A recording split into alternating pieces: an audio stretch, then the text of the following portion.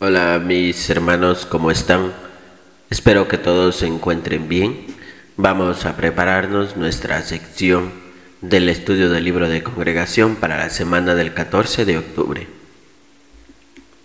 El tema que estaremos analizando, ya habíamos analizado parte del capítulo y estamos en el capítulo 16 con el tema Ven a Macedonia y ayúdanos. Si buscamos en nuestra guía de actividades, ahora vamos a analizar desde el párrafo 10 hasta el párrafo 18. Empezamos entonces con nuestra preparación. El párrafo 10 tiene la pregunta: ¿qué hicieron los demonios para tratar de detener a Pablo y sus compañeros? Veamos lo que dice el párrafo 10 y después estaremos sacando la pregunta. Seguro que Satanás se puso furioso al ver que las buenas noticias echaban raíces en la región que hasta entonces él y sus demonios habían dominado a sus anchas. No es de extrañar que los demonios hicieran todo lo posible por detener a Pablo y sus compañeros. Por ejemplo, cierto día, mientras ellos visitaban el lugar de oración, se encontraron con una joven sirvienta que estaba poseída por un demonio y que ganaba dinero para sus amos prediciendo el futuro. Ella se puso a seguirlos y a gritar: estos hombres son esclavos del Dios Altísimo y les están predicando el camino de la salvación. ¿Por qué hizo el demonio que la muchacha dijera eso? Tal vez quería que pareciera que tanto las predicciones de la joven como las enseñanzas de Pablo venían de Dios, y así robarles a los cristianos verdaderos la atención de la gente. El caso es que Pablo hizo que ella se callara librándola de aquel demonio.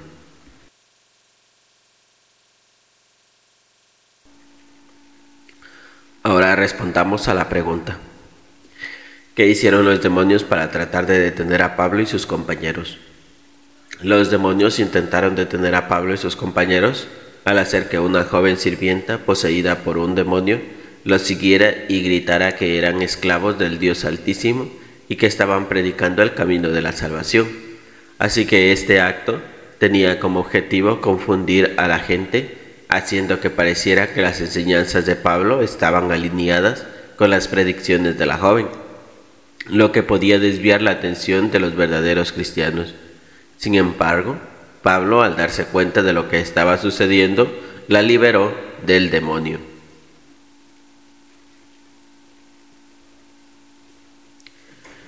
Pasemos al párrafo número 11. ¿Qué les pasó a Pablo y Silas después de expulsar al demonio? Bueno, cuando los amos de la esclava se enteraron de que había perdido esa fuente de dinero fácil, se enojaron muchísimo y arrastraron a Pablo y Silas hasta el mercado. Allí había un tribunal donde juzgaban a los magistrados, unos funcionarios que representantes de Roma. Como los amos de la esclava sabían que los jueces tenían ciertos prejuicios y eran muy patrióticos, prácticamente les dijeron: estos judíos están perturbando la paz y enseñando costumbres que nosotros los romanos no podemos aceptar. Inmediatamente la gente que estaba en el mercado se lanzó contra ellos dos y luego los jueces ordenaron que los golpearan con varas. Tras esto acabaron con muchas heridas y los llevaron a rastras a la prisión. El carcelero los metió en el calabozo interior y les sujetó los pies en el cepo. Aquel calabozo estaba tan oscuro que Pablo y Silas apenas podían verse las caras, pero Jehová lo estaba viendo todo.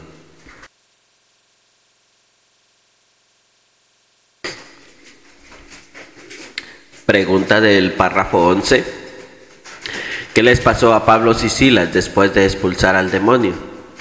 Después de expulsar Pablo al demonio de la joven sirvienta, pues los amos de ella se enteraron de que había perdido su fuente de ingreso y se enojaron muchísimo.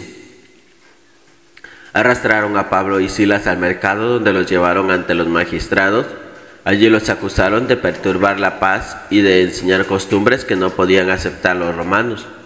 Como resultado, pues la multitud se volvió en contra de Pablo y Silas, y los magistrados ordenaron que los golpearan con varas, y después de recibir muchas heridas fueron llevados a prisión, donde el carcelero los metió en el calabozo interior y les sujetó los pies en el cepo.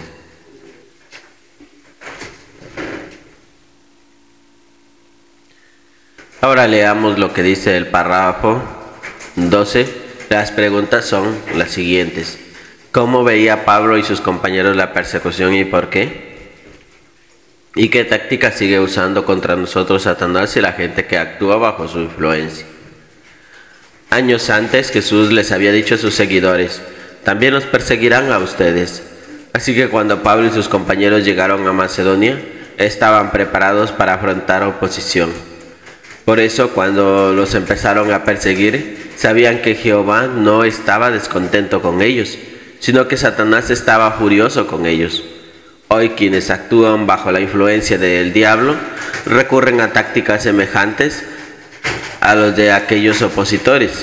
Por ejemplo, en las escuelas o lugares de trabajo a veces cuentan mentiras acerca de nosotros con tal de avivar la oposición. En algunos países los enemigos los acusan en los tribunales diciendo cosas como estas: estos testigos están perturbando y enseñando costumbres que nosotros los creyentes de toda la vida no podemos aceptar. Y hay lugares donde golpean y encarcelan a nuestros hermanos.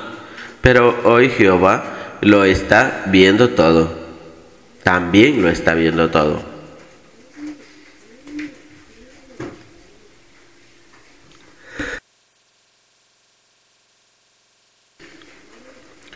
Pregunta 12, literal A. ¿Cómo veía Pablo y sus compañeros la persecución y por qué?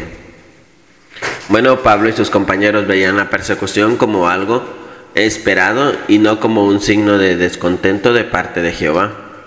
Recordaban las palabras de Jesús, quienes había advertido que también serían perseguidos.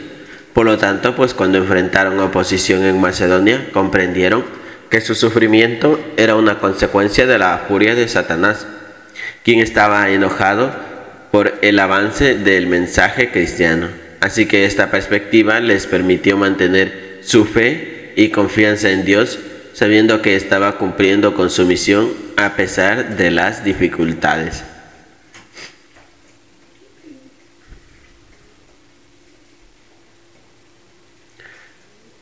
Parte B. ¿Qué táctica sigue usando contra nosotros Satanás y la gente que actúa bajo su influencia?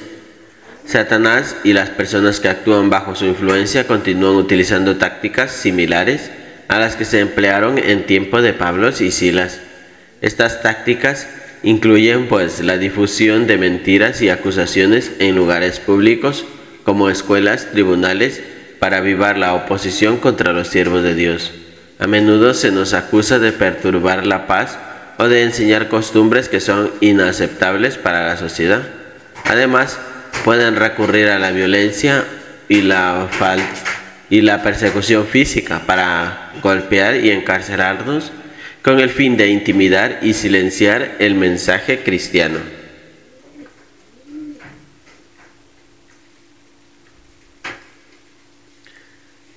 Párrafo número 13.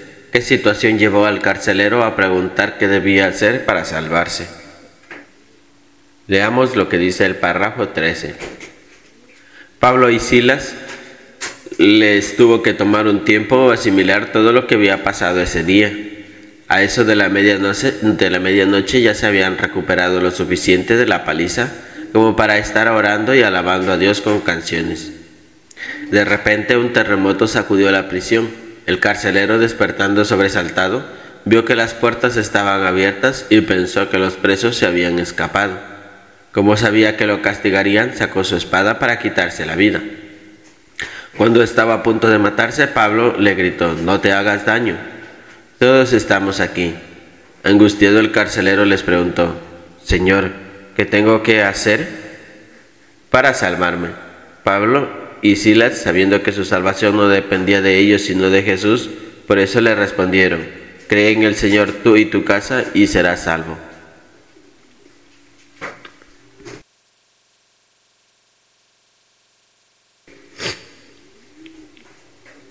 Párrafo 13. Pregunta: ¿qué situación llevó al carcelero a preguntar qué debía hacer para salvarse? Bueno, a medianoche, mientras oraba y alababan a Dios, un terremoto sacudió la prisión, abriendo las puertas y rompiendo las cadenas de los prisioneros. Y al despertar y ver que las puertas estaban abiertas, pues el carcelero pensó que los prisioneros se habían escapado y habían temido las consecuencias de su negligencia. Estaba a punto pues de quitarse la vida. Así que en ese momento pues Pablo lo llamó y le aseguró que todos los prisioneros estaban allí. Y al darse cuenta de la situación y de la intervención divina, el carcelero angustiado les preguntó: Señor, ¿qué tengo que hacer para salvarme?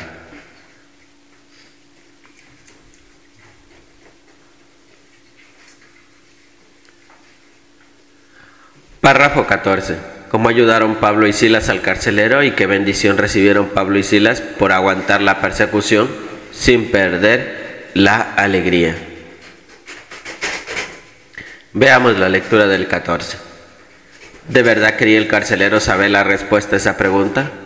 Es obvio que Pablo pues estaba seguro de que el carcelero era sincero, pero claro, era gentil y por lo tanto no conocía las palabras de Dios. Así que para llegar a ser cristiano primero tenía que aprender y aceptar las verdades fundamentales de las Escrituras. Por eso hoy Pablo y Silas le predicaron la palabra de Jehová. Se concentraron tanto en las enseñanzas que tal vez hasta se les olvidó el dolor de las profundas heridas que tenían en la espalda. Pero el carcelero sí se fijó en ellas y se puso a limpiarlas. Enseguida él y todos los de su casa fueron bautizados. Qué bendición recibieron Pablo y Silas por aguantar la persecución sin perder la alegría.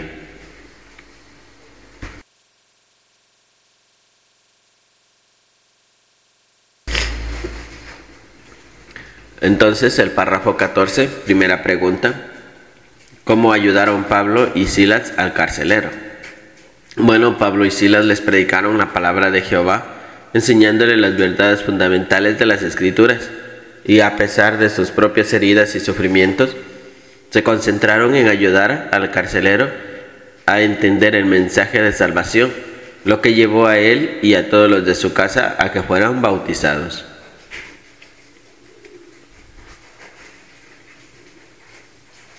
La parte B: ¿qué bendición recibieron Pablo y Silas por aguantar la persecución sin perder la alegría?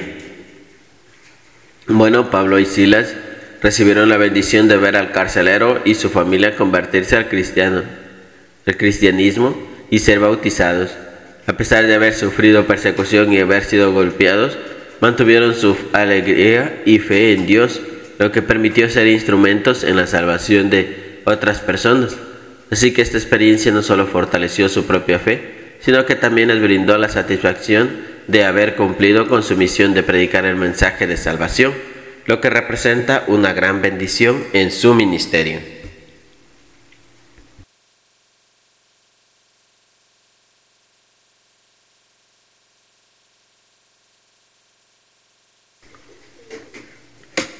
Vamos al párrafo número 15, pregunta A y B.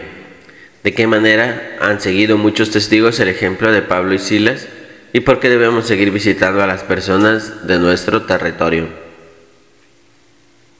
El párrafo dice: al igual que Pablo y Silas, muchos hermanos de la actualidad han predicado el mensaje estando encarcelados por su fe. También han tenido buenos resultados. Por ejemplo, en un país donde estaban prohibidas nuestras actividades, hubo un momento en que casi la mitad de los testigos que vivían allí habían aprendido la verdad en prisión. Por otro lado, tal como el carcelero aceptó las buenas noticias después del terremoto, algunas personas responden al mensaje después de haber sufrido un terremoto en su vida, por decirlo así.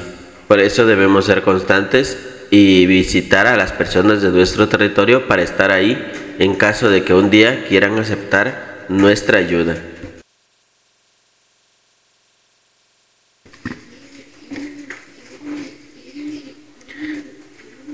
Pregunta 15. ¿De qué manera han seguido muchos testigos el ejemplo de Pablo y Silas? Muchos testigos de Jehová han seguido el ejemplo de Pablo y Silas al predicar el mensaje de las buenas noticias, incluso en circunstancias difíciles, como la encarcelación por su fe, y al igual que Pablo y Silas han mantenido su alegría y determinación a pesar de la persecución y el sufrimiento. Por ejemplo, en algunos lugares donde sus actividades están prohibidas, muchos testigos han continuado compartiendo su fe y algunos han aceptado a aprender la verdad mientras estaban en prisión. Este compromiso con su fe y su disposición a enfrentar la oposición refleja el mismo espíritu de perseverancia y dedicación que mostró Pablo y Silas.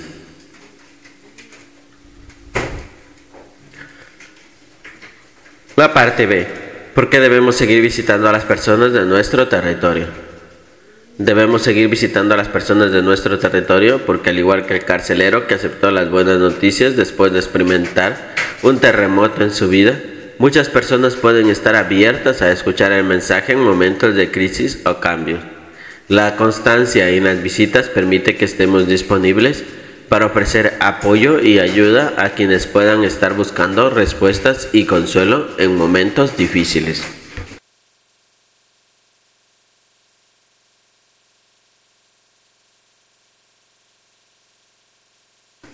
Pregunta 16. ¿Qué pasó a la mañana después de que golpearan a Pablo y Silas? La mañana después de haberlos golpeado, los magistrados ordenaron liberar a Pablo y Silas. Pero Pablo protestó. Nos dieron golpes públicamente sin habernos juzgado, aunque somos romanos, y nos metieron en prisión. ¿Y ahora nos echan a escondidas? Pues no, que vengan ellos mismos a sacarnos. Al enterarse de que habían castigado a 2 ciudadanos romanos, a los magistrados les dio miedo. Como ellos habían violado los derechos de Pablo y Silas, las cosas se volvieron en su contra. Los habían golpeado en público y ahora tuvieron que pedirles disculpas en público.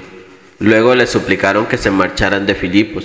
Ellos accedieron, aunque primero se tomaron un tiempo para ir y animar a todos los nuevos discípulos.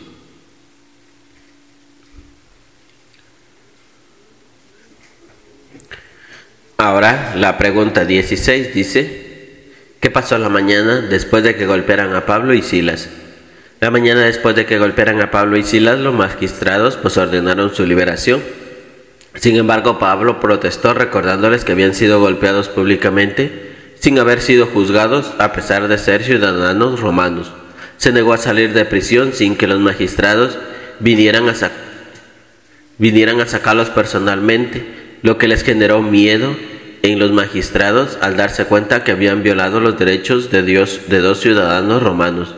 Así que esto resulta en que los magistrados tuvieran que pedirles disculpas en público, lo que sentó un precedente para el trato futuro hacia los cristianos.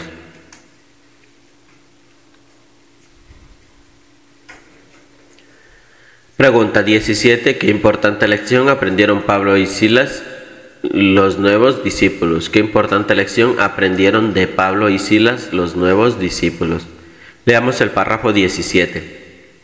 Porque Pablo y Silas no dijeron antes que eran ciudadanos romanos. ¿No se habrían ahorrado la paliza? Tal vez sí. Sin embargo, los nuevos discípulos se habrían quedado con la impresión de que estaban aprovechándose de su ciudadanía para no sufrir por Cristo. Además, ¿qué efecto habría tenido en la fe de los hermanos que no eran ciudadanos romanos? A fin de cuentas, a ellos la ley no los protegía de ser golpeados. Así que al aguantar aquel castigo, Pablo y Silas les enseñaron a los nuevos hermanos que todos los cristianos pueden mantenerse firmes ante la persecución. Por otro lado, cuando Pablo y Silas dijeron que eran ciudadanos romanos, obligaron a los magistrados a reconocer públicamente que habían actuado contra la ley. Esto sentó un precedente para que en el futuro lo pensaran 2 veces antes de maltratar a algún cristiano. Así, los hermanos podían tener cierta protección legal en casos parecidos.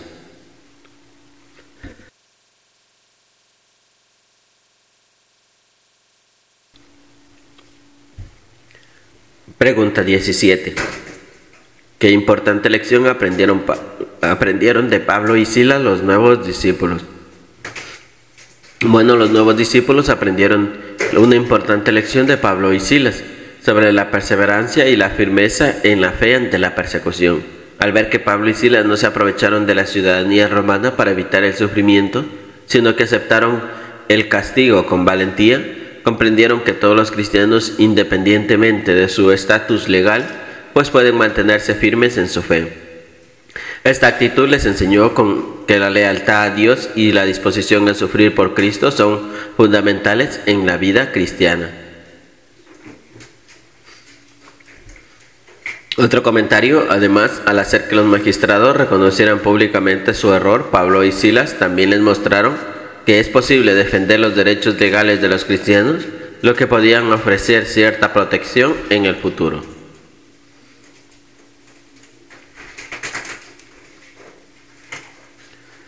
Pregunta 18. ¿Cómo imitan a Pablo los superintendentes cristianos? Y la parte B, ¿cómo defendieron y establecemos legalmente las buenas noticias? Hoy los superintendentes cristianos también enseñan con el ejemplo. Estos pastores no esperan que los hermanos hagan algo que ellos mismos no están dispuestos a hacer. Además, igual que Pablo, pensamos bien en cómo y cuándo utilizaremos nuestros derechos legales para recibir protección. Si es necesario, recurrimos ante tribunales locales, nacionales o incluso internacionales para defendernos y seguir adorando a Dios. No buscamos hacer reformas sociales, más bien queremos hacer lo que Pablo les dijo a los filipenses unos 10 años después de que estuvieran presos en Filipos: seguir defendiendo y estableciendo legalmente las buenas noticias, y sin importar lo que pase en los tribunales, estamos decididos como Pablo y sus compañeros a anunciar las buenas noticias allá donde se nos dirija el Espíritu Santo.